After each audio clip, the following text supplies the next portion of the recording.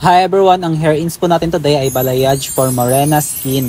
So first step, layered haircut muna tayo para may dimension at volume ang balayage ni client.